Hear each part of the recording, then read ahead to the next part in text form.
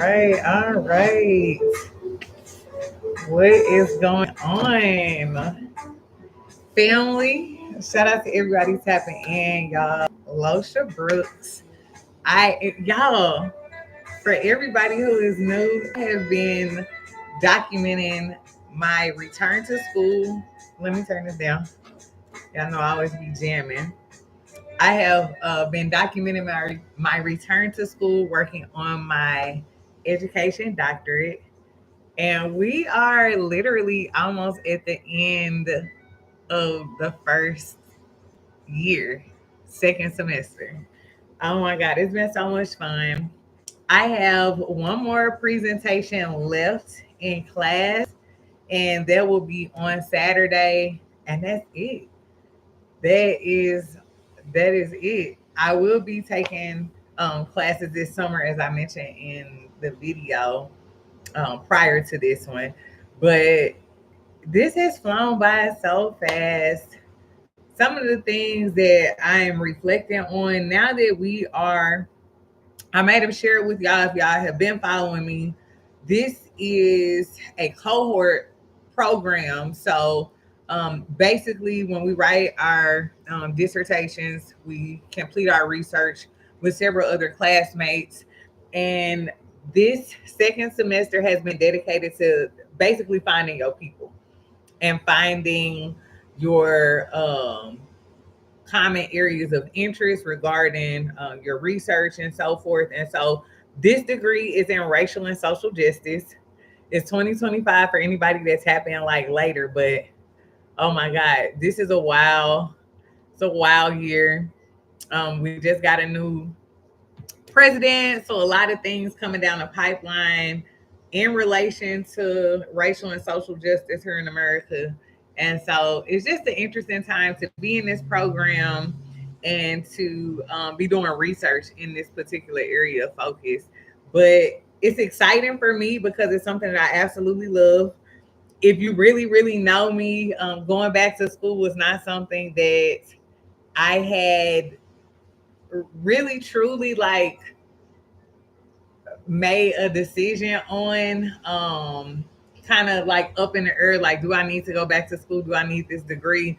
The consulting business has been great to me. Shout out to First Class Educator. That's my baby. That's my baby. That's my baby.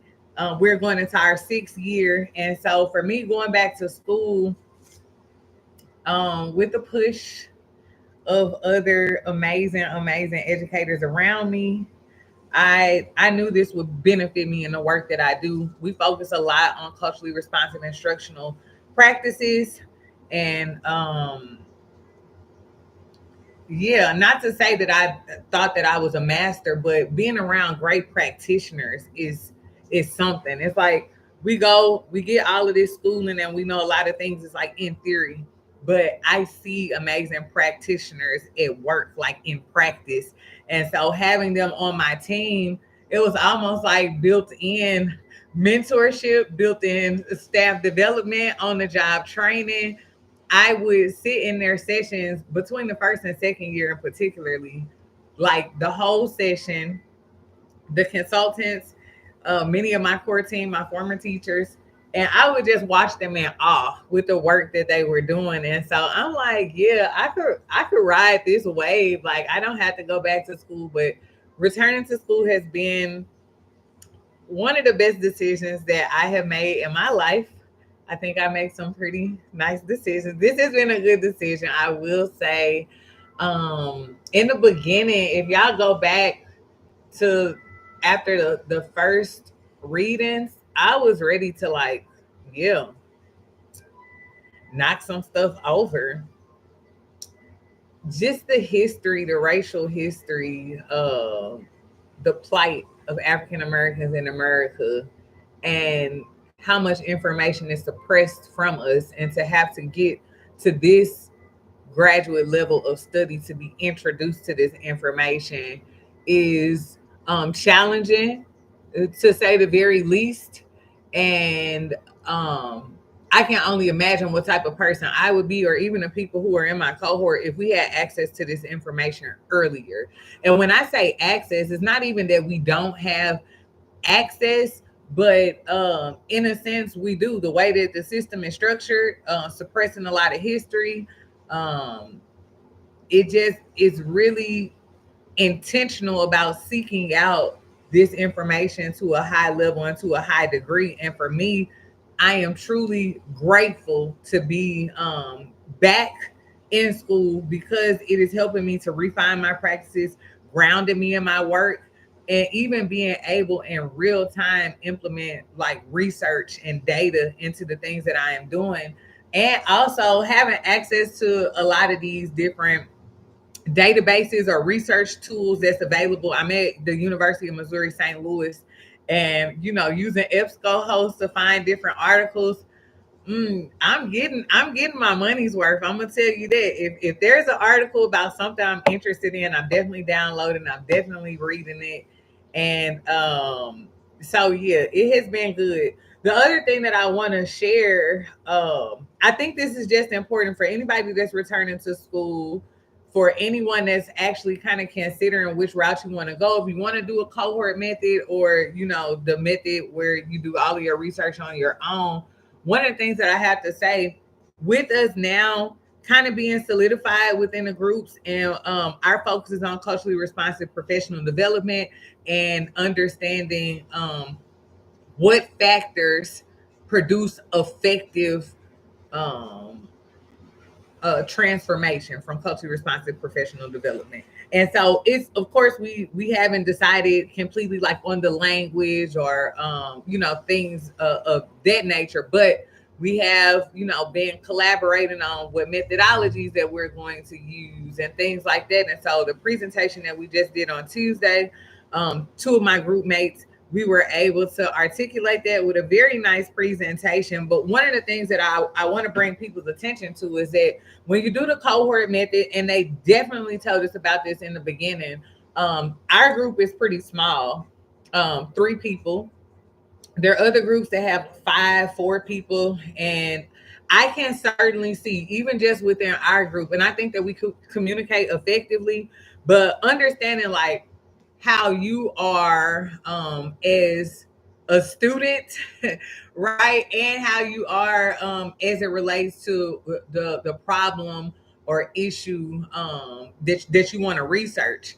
And so, with that being said, it's definitely something working with other people and knowing, I think going into a doctorate program, we already kind of have an idea like this what I'm gonna research, this what I'm gonna do. I was really like so uh like hung up on like whatever I was researching was going to embed and incorporate epigenetics, or researching epigenetics, having it threaded in somehow, and it did not fit. I am not upset or mad about it because I am so passionate about the topic and understanding it, and putting more information out there and presenting it to the masses. It's something that I have made a personal commitment to researching and providing more information on. But all of that to say, you definitely have to consider when you're doing a cohort method that you will be working with other people. At our last group meeting together before we worked on this last presentation, one of the things that I mentioned to my two co-partners is that I think that we should do one of those personality assessments, one of those tests that just talk about our different strengths and weaknesses so that we can better understand each other. Because as we were working on certain things, I know that my background in being a consultant, I do a lot of work where I am planning uh, individually with district leaders, with top level district leaders, and a lot of my work is very methodical, it's very logical, it's very like like boom boom boom, get it done. And that's how my brain kind of process things, whereas um other people may have a constant interaction with doing things like more in a group type of environment, and things of that nature. And I really think that that matters when you are delegating tasks. Like one of the things I offered to my group, I was like, hey y'all, I like to get stuff done. I think in my last video, y'all, I've been done with all of my papers. A's on all of them. I just want to say the lowest grade I got this semester was a 47 out of 50. When I got my first paper back, and I think I might have shared this with y'all, I was so hot, y'all. I think my first assignment, I might have got like a either it was a 48 or a 49 out of 50. I was hot. I was hot. I was on fire. I told my grandma, I was like, I can't believe like I got a 48 out of 50. Like, what's going on? And my grandma was like, I mean, like, you said a 48 out of 50. So, and I was like, yes, ma'am. And she was like, come on now. But all of that to say, like, I get my work done. I like to, have it turned in because I have things to do. I have so many things to do that I just have a system. I plan on this day, I'm going to do this and, do my research on this day, turn the assignment in on this day, like it's done. So I offered to my group, I was like, hey, y'all, I can get everything on the slide deck presentation, if y'all just, go through, answer these questions. So that way we all can have our input and then I can kind of synthesize it, boom, had a presentation. I offered that because I know even, back in undergrad, if there was anytime we had to do like a group presentation or project, like I want to make sure I'm getting the grade that I know that I want to get. So I'm going to do the work that I need to do to make sure that that happens. And so all of that being said, is definitely something returning to school and then getting put back into, that same frame of thinking like, hey, especially because this is a 3-year program, so we'll finish in 27. I am really excited that one of our co-presenters, she is a counselor, so she does have access to tools that will help us as far as like doing a personal assessment. But I just wanted to share that with y'all for those of you who are thinking about returning. You have traditional programs where you are the only person that's conducting research, or you have in my instance like doing it in a cohort method, and it's more like a group thing. So just being aware of what that may look like.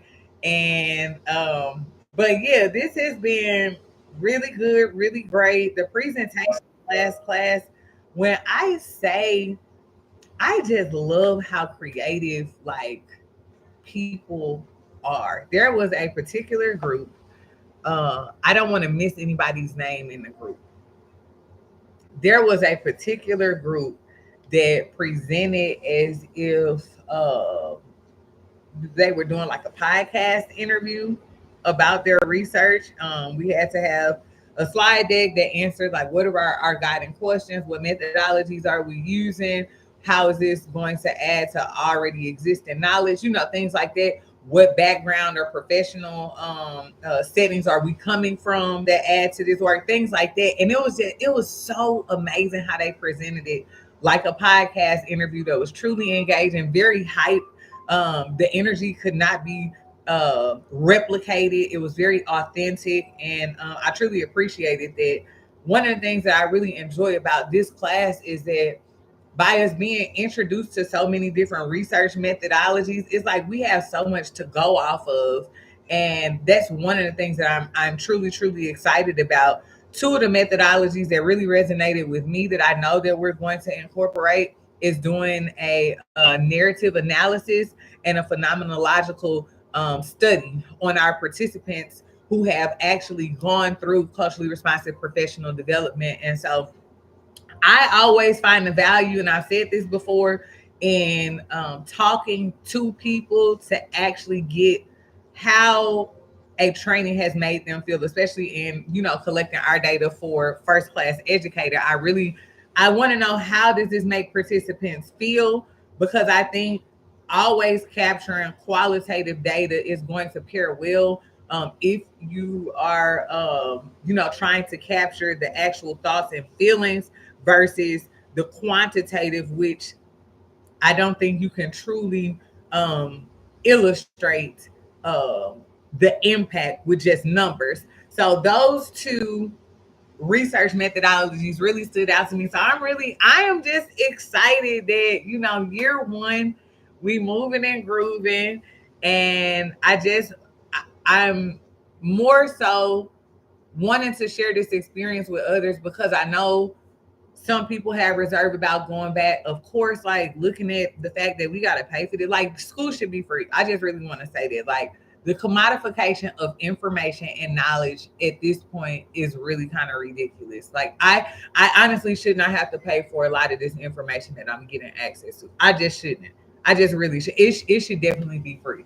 Um, but I just want to articulate the value in it. I just want people to know the experience, and even like I mentioned, understanding what it is like to be in a cohort versus, doing it on your own, doing your research on your own. So if it's something that people are thinking about, just having, this information or authentic expression of returning to school.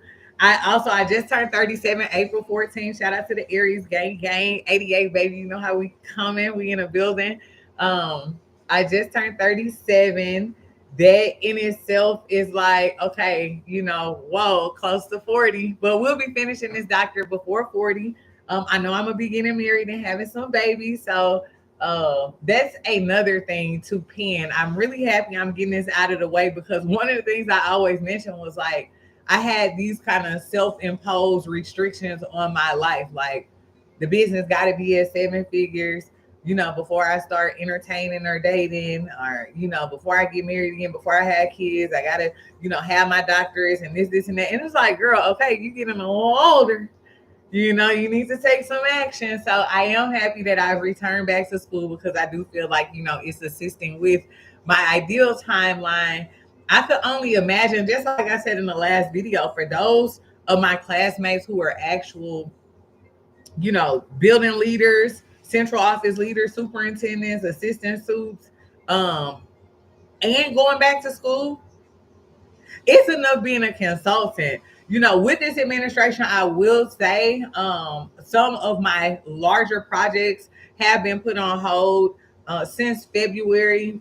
Some of the federal funding that supports one of our largest grants that I'm working on, my consultants have not been out to this school district that was under a federal grant since February, which is, you know, I am not the one who's always going out doing the work. Again, I handle like communication, things like that. But I say all of that to say, I have really simple, just routine.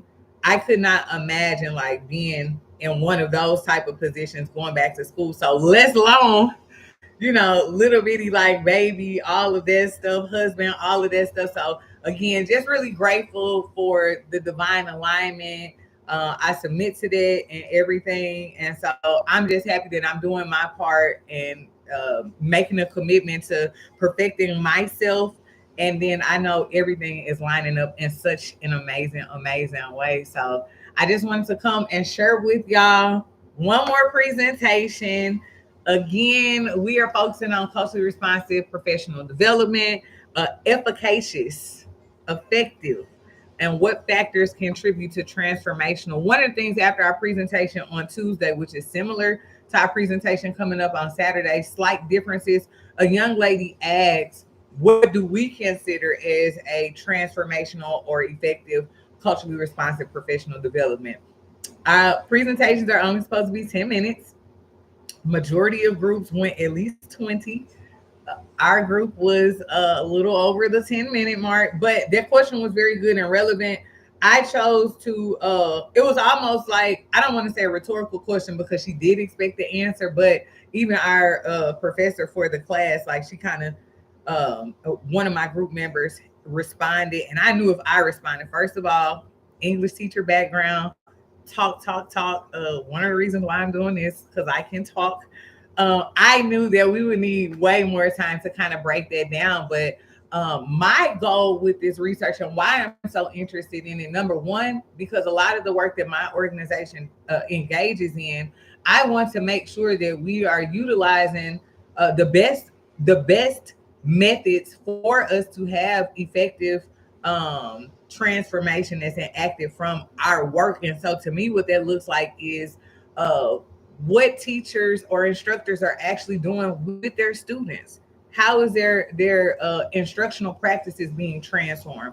How is their social activism being transformed? How is it preparing them to be versed in wanting to seek to become better or more aware of what's going on so that they can just do better. And so really it's just, transforming agency, transforming instructional practices, transforming organizational culture, and not even transforming, improving, whatever subtle words that you want to use. Or I don't want us to really get hung up on words. I just want to see positive change come from it. And so, really exploring the different factors, vectors that enact transformation from these particular professional development. So, excited to continue this work. I'm going to continue to share the journey. I might make one more like right after we present, right at the tail end or whatever. But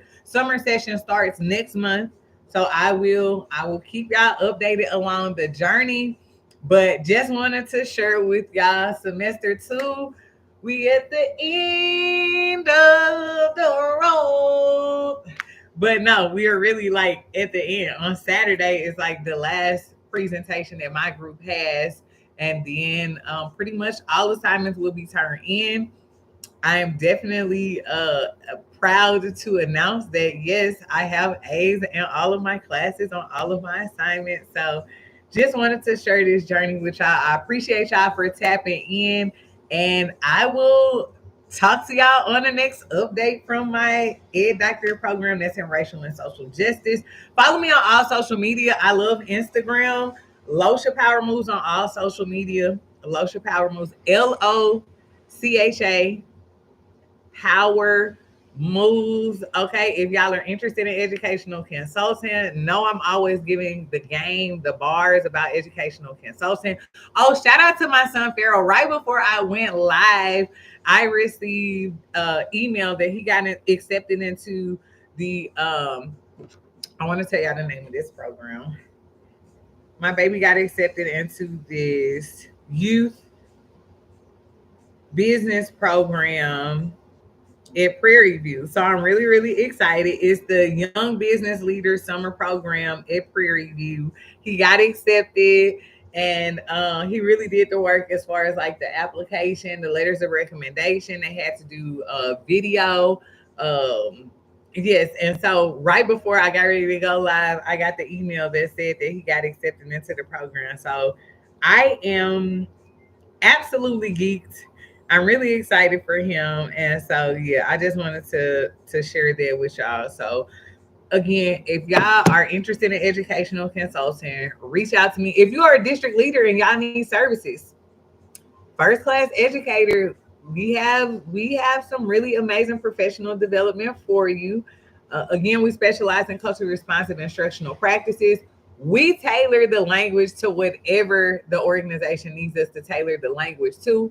We work with beginning year teachers, so 0 to 5 year teachers.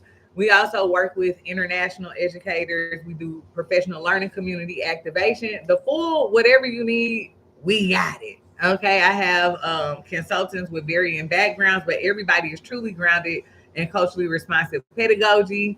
And we just love this. We just love this. If there are any opportunities, speaking engagements, if you would like me to present information or data to your organization, I've been focused on purposeful procurement this last year of presenting and just really showing the discrepancy between minority consultant, educational consulting firms in the procurement space, in the ed procurement space versus your big box companies, and really just showing, how district leaders can take a look at that. Take a peek at it, look at student performance data and things of that nature. But again, love this. I love everything about going back to school. And thank y'all for tapping in. Y'all have a good one.